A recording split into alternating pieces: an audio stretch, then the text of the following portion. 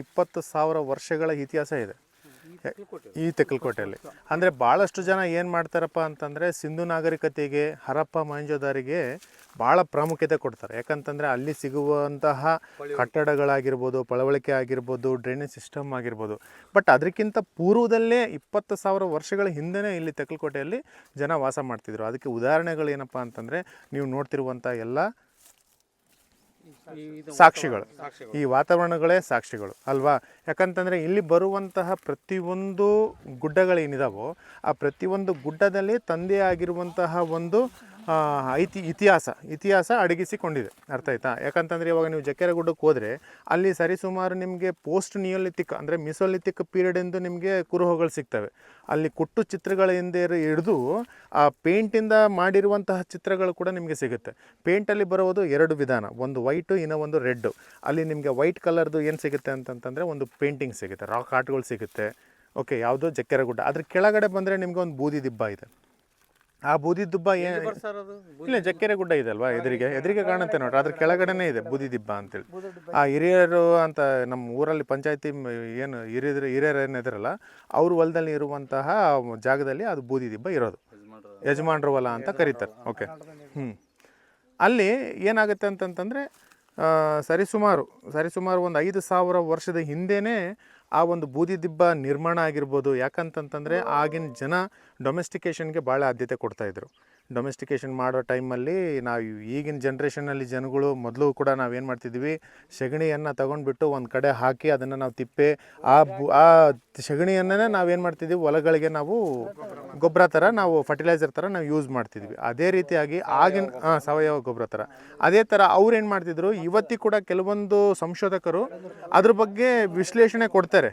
ಅದು ಒಂದು ಪೈಲ್ ಆಫ್ ಇದು ಏನೋ ಡಂಗ್ ಅಂತ ಹೇಳ್ತಾರೆ, ಅದನ್ನು ಕಾಲಕ್ರಮೇಣ ಅದನ್ನು ಬೆಂಕಿ ಹಚ್ಚಿದ್ದಾರೆ. ಸೊ ಹಾಗಾಗಿ ಆ ಹೈಯೆಸ್ಟ್ ಟೆಂಪ್ರೇಚರಲ್ಲಿ ಅದು ಸುಟ್ಟು ಅದು ಕಲ್ಲುಗಳ ಥರ ಪರಿವರ್ತನೆ ಆಗಿದೆ ಅಂಥೇಳಿ ಅವರು ವಾದ. ಬಟ್ ಕೆಲವೊಬ್ಬರು ನಾನು ನೋಡಿರೋ ಪ್ರಕಾರ ಇಲ್ಲಿ ಹಳ್ಳಿ ಜನಗಳು ಹೇಳೋ ಪ್ರಕಾರ ಏನಪ್ಪ ಅಂತಂದರೆ ಅಲ್ಲಿ ಮನುಷ್ಯನ ಪ್ರಾಣಿಗಳನ್ನು ಸುಡುವಂತಹ ಜಾಗ ಆಗಿತ್ತು ಅಂತ ಕೆಲವೊಬ್ಬರು ವಾದ. ನಾನು ಕೂಡ ಅವ್ರನ್ನ ಸಮಸ್ತೀನಿ. ಯಾಕೆ ಅಂತಂತಂದರೆ ಯಾವುದೇ ಒಂದು ಪೈಲನ್ನು ಅಂದರೆ ಒಂದು ಏನಂತೀವಿ ನಾವು ಪೈಲ್ ಅಂತಂತಂದರೆ ಒಂದು ತಿಪ್ಪೆನ, ಓಕೆನಾ, ಜಾಸ್ತಿ ಪ್ರಮಾಣದಲ್ಲಿ ನಾವು ಎಣ್ಣೆನ ಹಾಕಿದಾಗ ಅದನ್ನು ಬೆಂಕಿ ಹಚ್ಚಿದಾಗ ಏನಾಗುತ್ತೆ, ಅದು ಫೈನ್ ಪೌಡರ್ ಆಗಿ ಬೂದಿ ಆಗಿಬಿಡುತ್ತೆ ಹೀಟಿಗೆ, ಆ ಹೈ ಟೆಂಪ್ರೇಚರಿಗೆ. ಬಟ್ ಅದು ಕೆಳಗಡೆ ಹಸಿ ಇರುತ್ತಲ್ವ, ಯಾವುದೇ ಒಬ್ಬ ಮನುಷ್ಯ ಅಥವಾ ಪ್ರಾಣಿ ಅಲ್ಲಿ ಹೋಗಿ ಸುಟ್ಟಾಗ, ಮನುಷ್ಯನ ಸುಟ್ಟಿರಲಿ ಅಥವಾ ಪ್ರಾಣಿನ ಸುಟ್ಟಿರಲಿ, ಆ ದೇಹದಲ್ಲಿ ಇರುವಂತಹ ಕಬ್ಬಿನಾಂಶ ಕೆಳಗಡೆ ಇಳಿದು ಆ ಕೆಳಗಡೆ ಇರುವಂಥ ಹಸಿ ಎಂಡೆಗೆ ಸೇರಿಕೊಂಡಾಗ ಮಾತ್ರ ಅದೇನಾಗುತ್ತೆ, ಮೇಲೆ ಹೈ ಟೆಂಪ್ರೇಚರ್ ಇರುತ್ತೆ, 10,000 ಡಿಗ್ರಿ ಸೆಲ್ಸಿಯಸ್ ಮೇಲೆ ಕೆಳಗಡೆ ಹಸಿ ಇರುತ್ತೆ. ಆ ಹೈ ಟೆಂಪ್ರೇಚರ್ ಕೆಳಗಡೆ ಅಷ್ಟು ಹೋಗ್ಲಿಕ್ಕೆ ಸಾಧ್ಯ ಆಗಲಾರ್ದಾಗ ಅದೇನಾಗುತ್ತೆ, ಅದು ಗಟ್ಟಿಯಾಗಿ ಪರಿವರ್ತನೆ ಆಗುತ್ತೆ. ಅದು ನಮಗೆ ಸಾವಿರಾರು ವರ್ಷಗಳಿಂದ ಅದು ಕಂಟಿನ್ಯೂಸ್ ಆಗಿ ಬರ್ನ್ ಆಗಿ ಕೂಡ ಮೆಲ್ಟ್ ಆಗಿ ಅದೇನಾಯಿತು, ಗಟ್ಟಿಯಾಗಿ ಫಾರ್ಮೇಷನ್ ಆಯಿತು. ಅದನ್ನು ನಾವು ನೋಡಲಿಕ್ಕೆ ಏನಾಗುತ್ತೆ, ಅದು ಬೂದಿ ದಿಬ್ಬ ಇವತ್ತಿಗೆ ನೀವು ನೋಡಿದರೆ ಅದು ಚಂಕ್ ಆಫ್ ರಾಕ್ ಥರ ಕಾಣುತ್ತೆ. ನೋಡೋಕೆ ಇಷ್ಟು ದೊಡ್ಡ ಕಲ್ಲಿರುತ್ತೆ, ಕಲ್ಲು ಥರನೇ ಕಾಣುತ್ತೆ ನಿಮಗೆ, ಆದರೆ ಅದು ಕಲ್ಲಲ್ಲ. ಅದು ನೀವು ಒಂದೇ ಕೈಯಲ್ಲಿ ಹಿಂಗೆ ಎತ್ಕೋಬೋದು, ಅಷ್ಟು ಲೈಟ್ ವೆಯ್ಟ್ ಆಗಿರುತ್ತೆ. ಈಗ ಫಾರ್ ಎಕ್ಸಾಂಪಲ್ ಇದು ಗೌಡ್ರ ಮೂಲಿ, ಈ ಗೌಡ್ರ ಮೂಲಿ, ಹಿರೇಹರ್ಳ, ಓಕೆ, ಅದಾದಮೇಲೆ ಸಿರಿಗೆರೆ ರೋಡ್ ಹತ್ರ ಇರುವಂತಹ ಅಕ್ಕ ತಂಗಿ ದಿಬ್ಬ ಅಂತ ಹೇಳ್ತೀವಿ, ಆಮೇಲೆ ಅಕ್ಕ ತಂಗಿ ಗುಡ್ಡ ಅಂತಲೂ ಹೇಳ್ತೀವಿ. ಅಲ್ಲಿ ಎಲ್ಲನೂ ನಿಮ್ಗೇನು ಸಿಗುತ್ತೆ ಅಂತಂದರೆ ಪೋಸ್ಟ್ ನಿಯೋಲಿಥಿಕ್ಕು, ಮೆಗಾಲಿಥಿಕ್ಕು, ಅರ್ಲಿ ಹಿಸ್ಟೋರಿಕ್ಕು, ಐರನ್ ಏಜು, ಮಿಡಿವಲ್ಲು, ಆಮೇಲೆ ನಮ್ಮ ಜನಾಂಗ ಅಂದರೆ ನಾವು ಪ್ರೆಸೆಂಟ್ ಇರುವಂತಹ ಪ್ರತಿಯೊಂದು ಡೀಟೇಲ್ಡಾಗಿ ಸಿಗುವಂತಹ ಊರು ಯಾವುದಾದ್ರೂ ಇದ್ದರೆ ಅದು ತೆಕ್ಕಲಕೋಟೆ ಮಾತ್ರ ಇಡೀ ಇಂಡಿಯಾದಲ್ಲಿ. ಯಾಕಂದರೆ ಬೇರೆ ಕಡೆ ಇದೆ, ಸಂಗನಕಲ್ಲಲ್ಲಿ ಇದೆ. ಸಂಗನಕಲ್ಲಲ್ಲಿ ಏನಿದೆ, ಬರೀ ನಿಯೋಲಿಥಿಕ್ ಸೈಟ್ ಮಾತ್ರ ಇದೆ.